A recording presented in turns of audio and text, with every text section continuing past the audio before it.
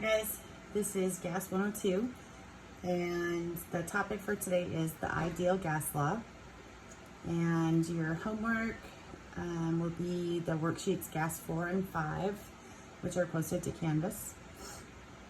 And before we get started with any new material, as far as the ideal gas law goes, I just want to do a quick review that we have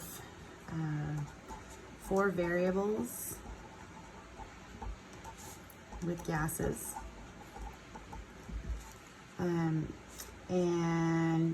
The first one, change colors here, is pressure, and that's denoted with capital P.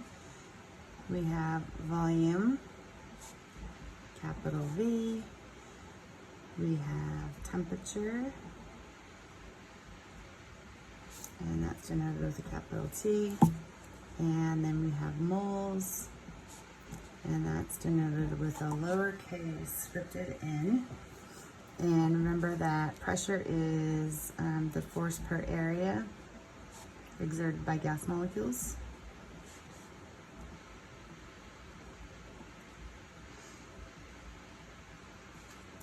Volume is the three-dimensional space a sample occupies, or a sample of gas occupies. I just spelled that wrong. Temperature is a measure of the kinetic energy of the molecules.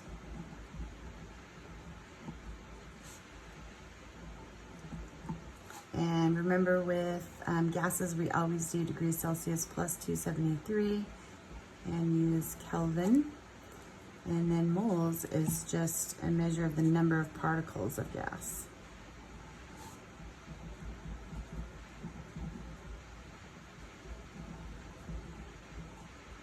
Okay, so we have pressure, volume, moles, and temperature.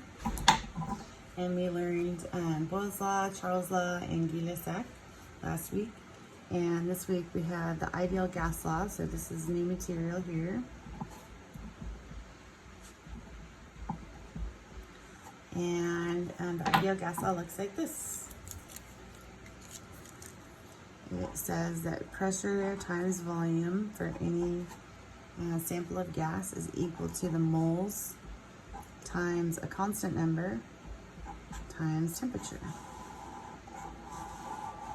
Okay, and when you look at this equation, it looks like a word that people use a lot to describe it, and that is the word pivnert. PV equals nRT.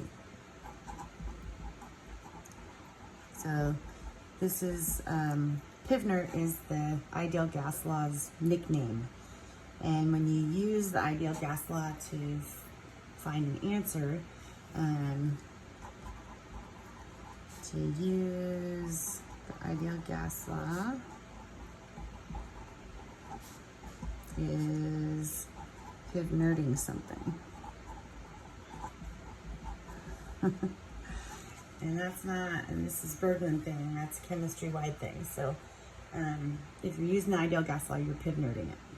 Okay, so we have this relationship of pressure times volume equals moles times R times T.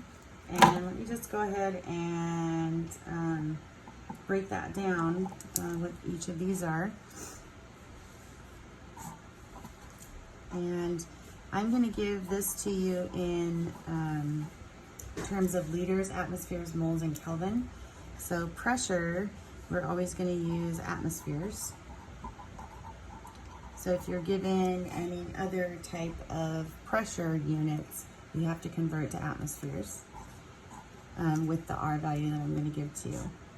Volume must be in liters. So if you're given milliliters, you've got to convert. N is moles. R has a value, which I'm going to give you here in a second. And then T is the temperature of the gas sample in Kelvin. And the value for R, if you have pressure in atmospheres, volume in liters, amount in moles, and temperature in Kelvin, The value that we use for R is 0.0821. So R is just a constant value that makes this relationship into an equation or into an equivalence rather than just a proportion. So if we took R out of this, then this would just be proportional, not equal to. Anyway, so you can use this equation. It's a really powerful equation because you can use it to solve for any one of these variables for any given sample of gas. Okay, so we're just going to do a quick example here. A sample of oxygen, which is O2, of course, we want to remember that, has mass of 10 grams and is at 28 degrees Celsius in a flask of 3.0 liters. And we want to know what is the pressure.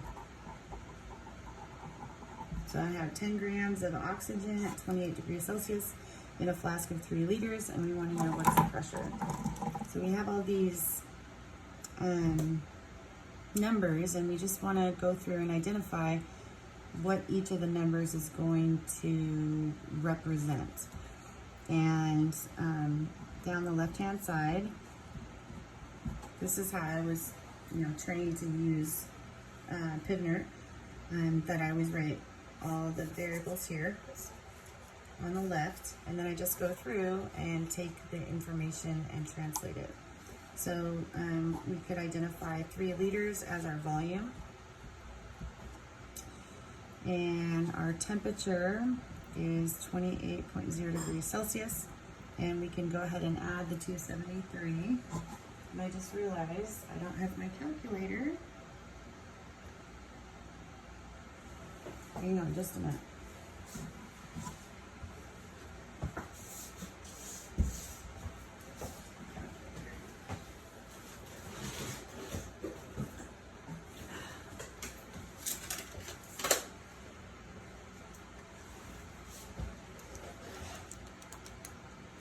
So we add 28 plus 273 and get 301 Kelvin.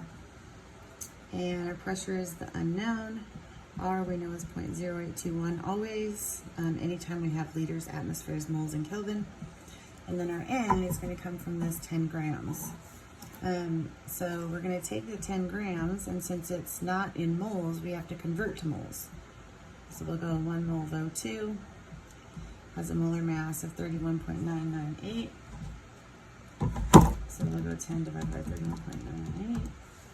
And we get 0.313 moles. And then it's just a substitute from there.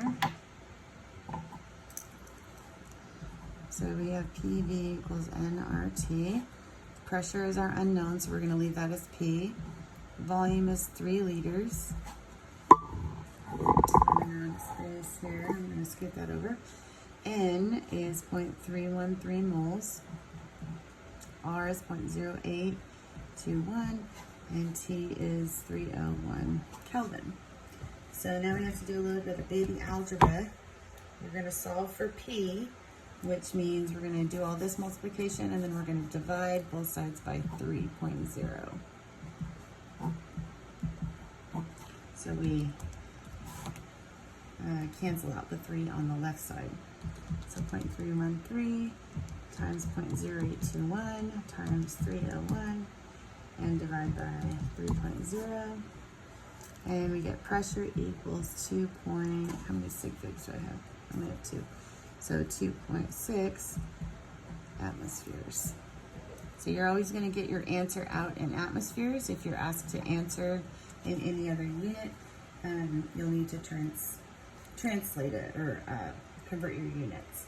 And I'll show you an example for that in part 2. So just officially, this is part 1 of 2.